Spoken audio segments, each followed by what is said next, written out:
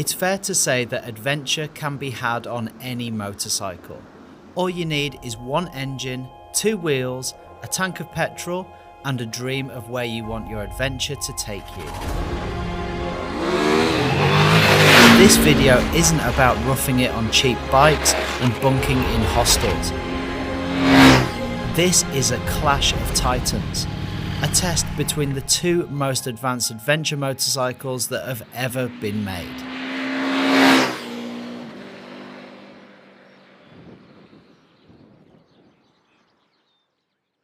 So just like the naked and sports bike sector, the adventure bike market has many different parts to it, from low capacity lightweight adventure bikes through to middleweights and larger capacity adventure bikes such as the BMW GS and the Honda Africa Twin.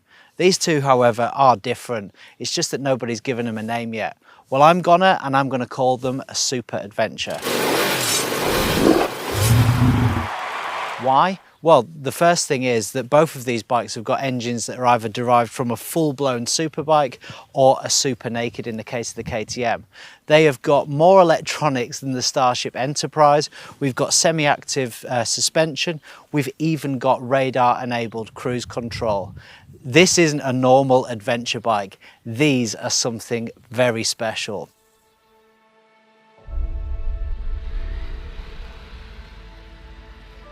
For 2022, the Ducati Multistrada V4s is in its fourth generation, designed to be simultaneously more sporty and more capable off-road. All in the mission to rule all roads.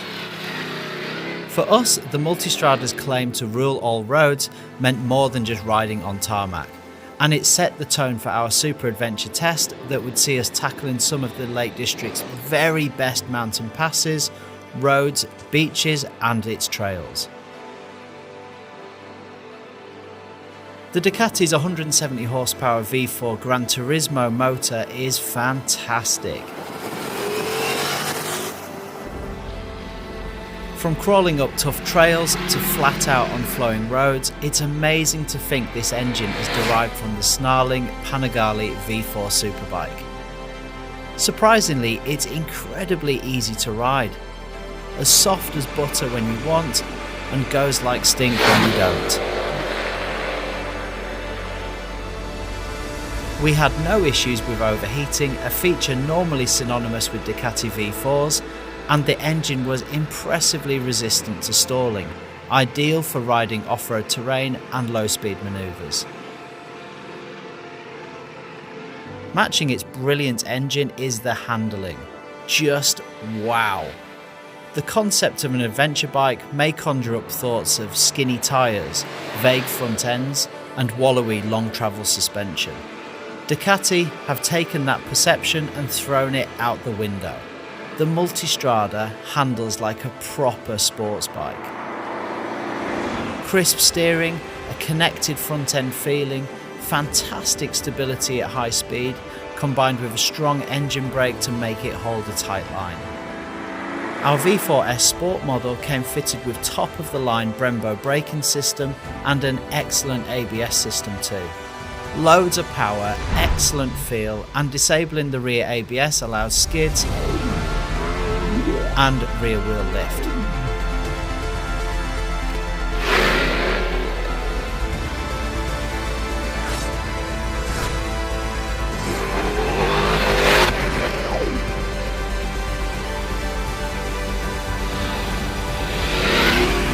Track day in an adventure bike wouldn't be at the top of my list, but the Multi would be at the top of that list by a fair margin.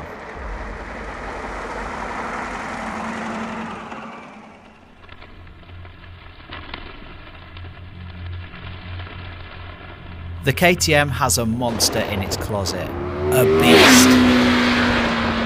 The 160 horsepower V-twin may be down 10 horsepower on the Ducati, but write it off at your peril. It was more than capable to match the V4 motor on every acceleration test we did, thumping really hard out of the gates every time. There is almost nothing between these two in terms of outright performance. V4 versus V-twin, while they feel and sound a bit different, it's a tough one to decide which is best. Both are equally fast, incredibly refined, playful, and both bikes being able to wheelie off the throttle in third gear. I'd challenge anyone to ride either one of these hard and want anything more. Perhaps the only way we can separate the power plants is the fuel range, which is an area that the Ducati struggles in. Our worst tank on the Multi yielded 106 miles and our best was 140 miles. Comparatively, the Super Adventure comfortably manages over 200 miles. If we were putting 17 litres in the Ducati's 22 litre tank, we'd be consistently topping up the KTM's 23 litre tank with 11 litres. The Multistrada consistently uses 50% more fuel than the KTM. There is no doubt that the 1290 is a peach of a bike to ride. KTM machines always steer clear of sensible, hanging around on the wild side of the spectrum, which in part makes them so endearing. But the Super Adventure introduces a level of sophistication not experienced in some of their other models. Don't get it wrong, the KTM will happily wheelie, stoppie and power slide until you've had your fill, but it's way more than that. This is a refined, do-everything Super Adventure machine. Our experience was slightly hampered by the Mitas tyres fitted to the machine. While these are mostly okay in the dry, a lot of our test was done in the wet and on loose terrain. On wet tarmac, the rear starts stepping out with very little encouragement, the front wheel goes vague and you start to lose confidence, and off-roading on wet mud, they were pretty much useless. These tyres have got no grip. With a better set of tyres like the Pirellis that are fitted to the Ducati, the 1290 would have been much closer handling wise. Although the Multistrada felt more orientated towards carving up mountain passes and clipping apexes, the widely adjustable electronic suspension settings and fork anti-dive on the KTM meant that it was never lagging far behind. That being said, it felt like the 1290 could be adapted to excel better on the rough stuff than the Multistrada. It would be really well suited to knobbly tyres, some engine bars and bark busters to bring out its off-road capability.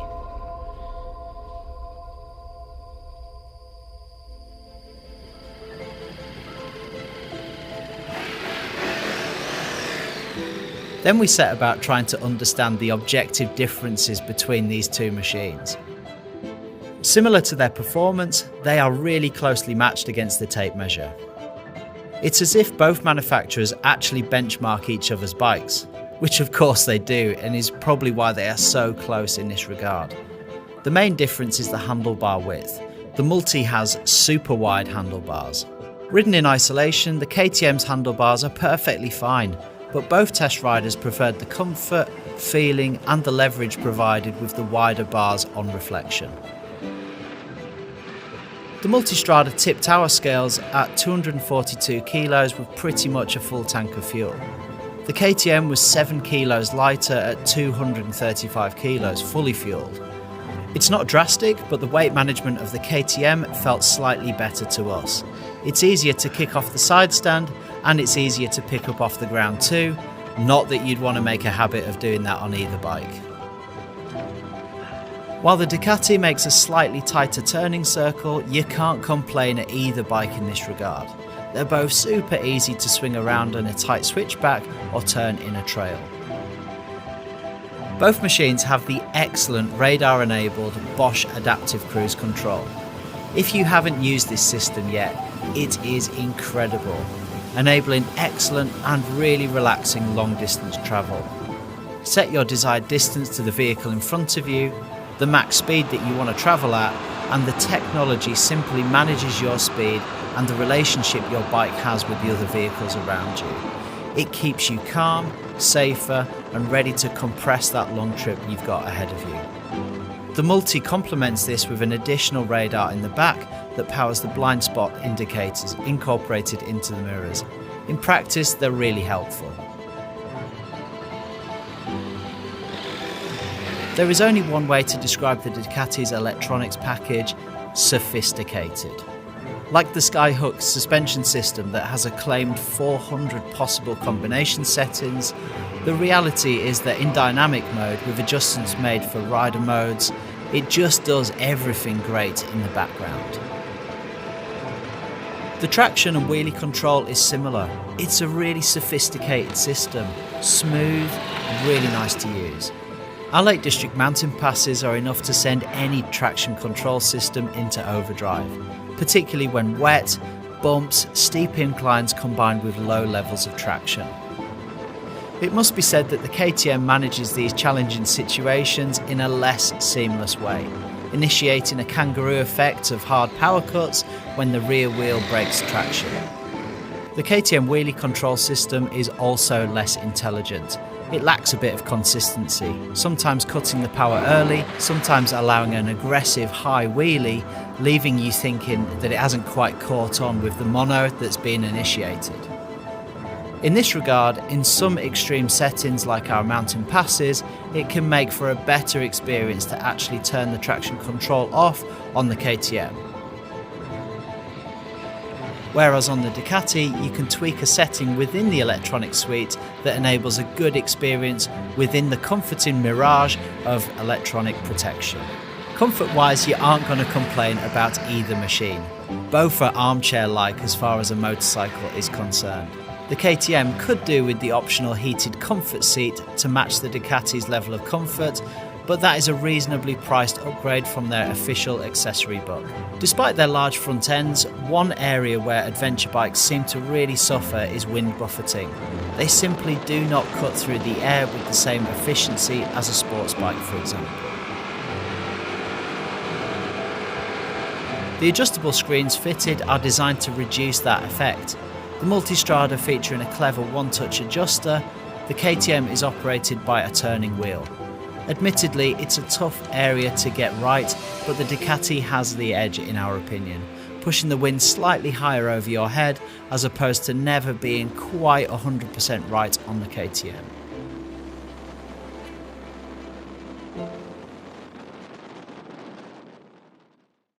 Both bikes look excellent in our opinion. The KTM is powerful. Its robust looks match its robust performance. When you look at it, you get the feeling that it was engineered to get the job done, and keeping the weight low was up on the agenda, which is backed up with its performance on the scales. The Ducati, by contrast, is sleek. It's got careful lines, excellent paint finishes, it's well balanced front to rear, and its top spec components match its beautiful finish. Our V4s Sport Spec Multistrada cost £23,695, and for that you get the panniers, the centre stand, heated grips, heated seat, the radar system, a Kropovich exhaust and carbon mudguard.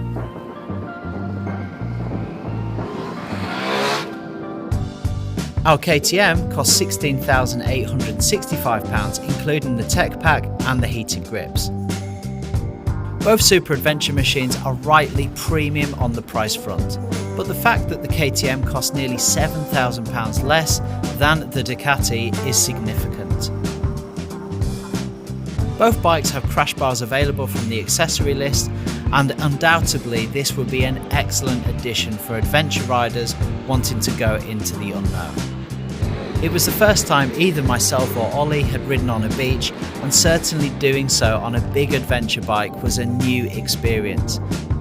But it didn't take us long to figure out the amount of fun on offer. With electronic packages set to off-road modes, our socks pulled up, it was time to stick a leg out, open the throttle and attempt a few power slides. Needless to say, we had a lot of fun and ticked another thing off the bucket list.